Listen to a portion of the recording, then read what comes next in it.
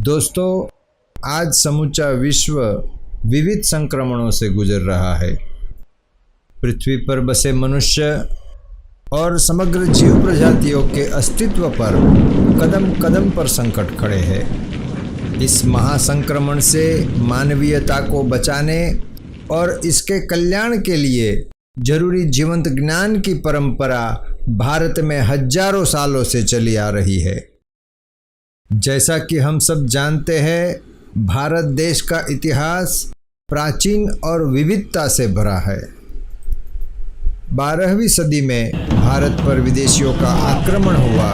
उससे पहले भारत गणित, चिकित्सा, यंत्र विज्ञान, इंजीनियरिंग के साथ दर्शन, अध्यात्म और शिक्षा के क्षेत्र में विश्व में टोच के स्थान पर था।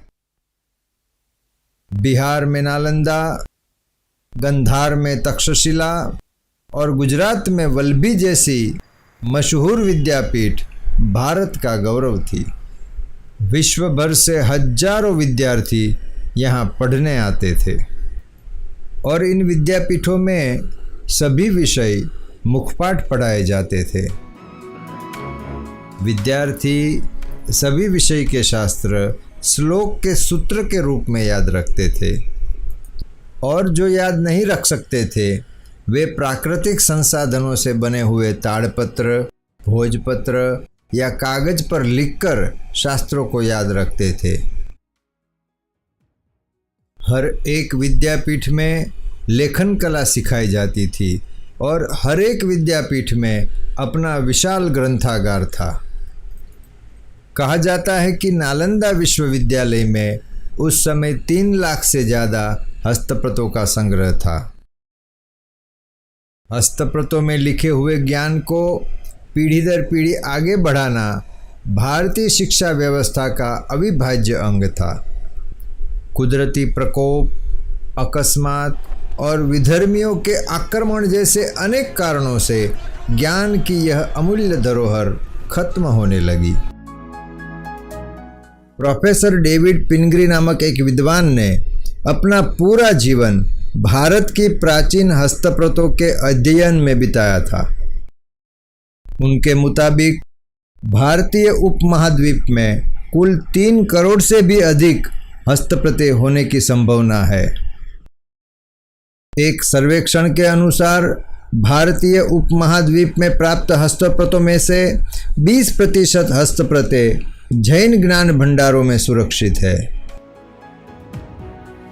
पिछले 1500 से भी अधिक वर्षों से जैन संघ के पास समृद्ध हस्तप्रतों की संपदा आज भी है। हमारे पूर्वाचार्यों ने व पूर्वजों ने ज्ञान की संपदा की रक्षा के लिए सर्वोच्च प्राथमिकता दी थी।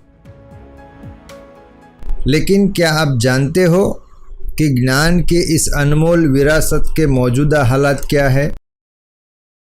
आज से 150 साल पहले भारत में 5 करोड़ से ज़्यादा हस्तप्रतें थी और आज केवल 1.5 करोड़ ही बची है।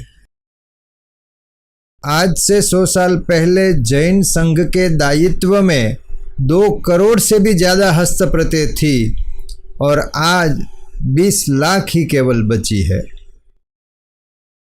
वियन्ना विश्वविद्यालय के प्रोफेसर डॉक्टर डोमिनिक वुजास्तिक के सर्वेक्षण के अनुसार पिछले 100 साल से प्रति सप्ताह 100 से अधिक हस्तप्रतों का नाश हो रहा है। यह सिलसिला आज भी चल रहा है।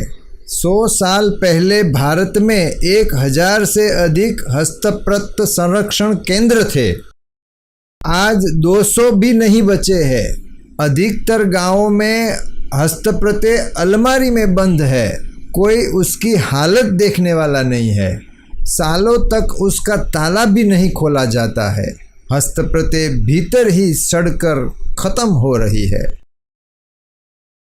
उसके पन्ने आपस में चिपक जाते हैं। कीड़े उसको खा जाते हैं। दीमक लग जाती है और वे समय से पहले ही जीर्ण हो जाती है।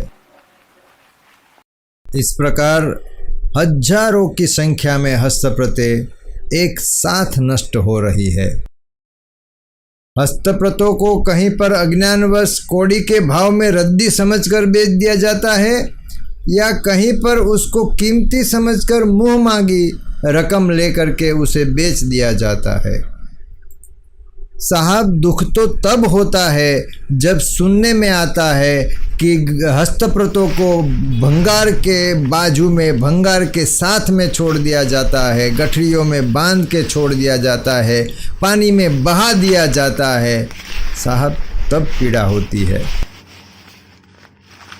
आज देखा जाता है कि सुरक्षा के अभाव में हस्तप्रतों के पन्ने फट गए हैं, कीड़ों ने उसमें छेद कर दिया है, उसके टुकड़े टुकड़े हो गए हैं। हजारों हस्तप्रत ग्रंथों के आधे पन्ने नष्ट हो चुके हैं। हमारे ज्ञान की ऐसी हालत बहुत दुखदाई होती है। हस्तप्रतें नष्ट होने के साथ उसमें लिखा हुआ ज्ञान भी नष्ट हो रहा है। बुद्धि के अथक परिश्रम से लिखा गया यह ज्ञान क्या ऐसे ही नष्ट होता रहेगा? इस अनमोल ज्ञान की विरासत की रक्षा के लिए हमारे पुरखों ने अपनी जानें दी है। विदेशी आक्रांताओं से उसे बचा कर रखा है ताकि हम पढ़ सके। क्या हम हमारे पूर्वजों के बलिदान को व्यर्थ कर देंगे?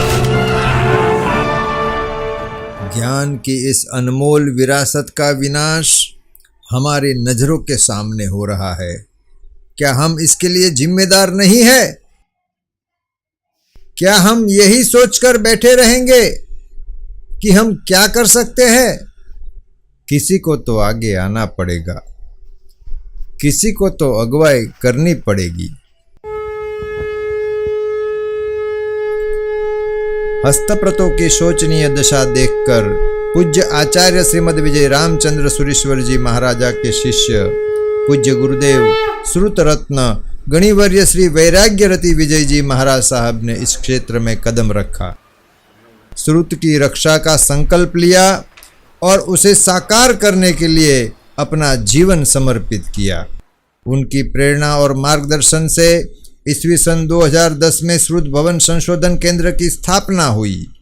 ईस्वी सन 2018 में श्रुतदीप रिसर्च फाउंडेशन की स्थापना करके श्रुत सेवा के महान मिशन को और विस्तृत कर दिया। हस्तप्रतों में निहित भारत की ज्ञान संपदा को सुरक्षित करने के लिए हमने 5 लक्ष्य निश्चित किए। पहला है संरक्षण, सुरक्षा।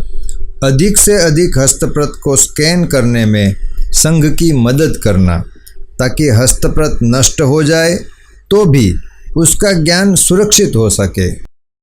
दूसरा है सूचीकरण, समग्र विश्व में वर्तमान जैन हस्तप्रत का प्राथमिक सूची पत्र बनाना।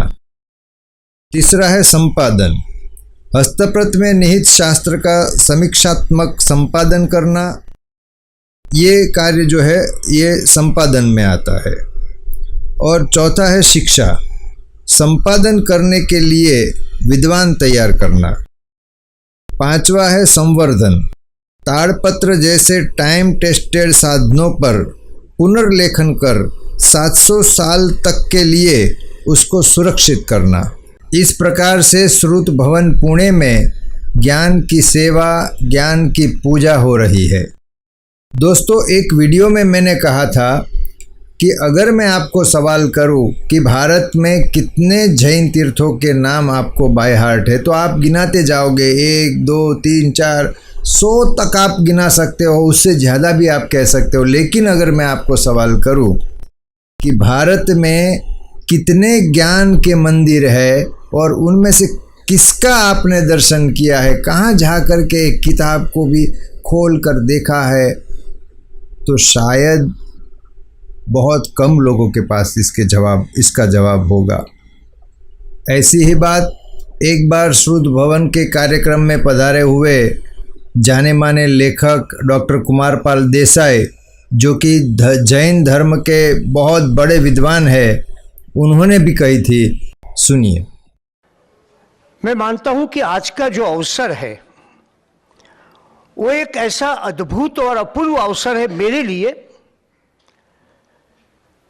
कि जहां मैंने हमारी जो बहुत पुरानी वेदनाएं थी उनका उपचार देखा है, औषध देखा है। और अभी मैं सुन रहा था परम पूज्य वैराग्यरती जी महाराज को, और उसी समय मेरे कानों में एक गूंज उठी। आज से 35 साल पहले हमारे प्रसिद्ध बंधारणविद नानी पालखीवाला ने एक समारंभ में कहा था 21वीं सदी वो जैनों की सदी होगी। उसी शब्द का मुझे आज पुनः स्मरण हो रहा है। लक्ष्य बड़ा है और कठिन भी। जिन शासन के इस पुनित कार्य में आप सभी का सहयोग अपेक्षित है। हमारा एक बूंद जितना सहयोग आने वाले 18,000 साल तक शास्त्र की ज्योति को ज्वलंत रखेगा।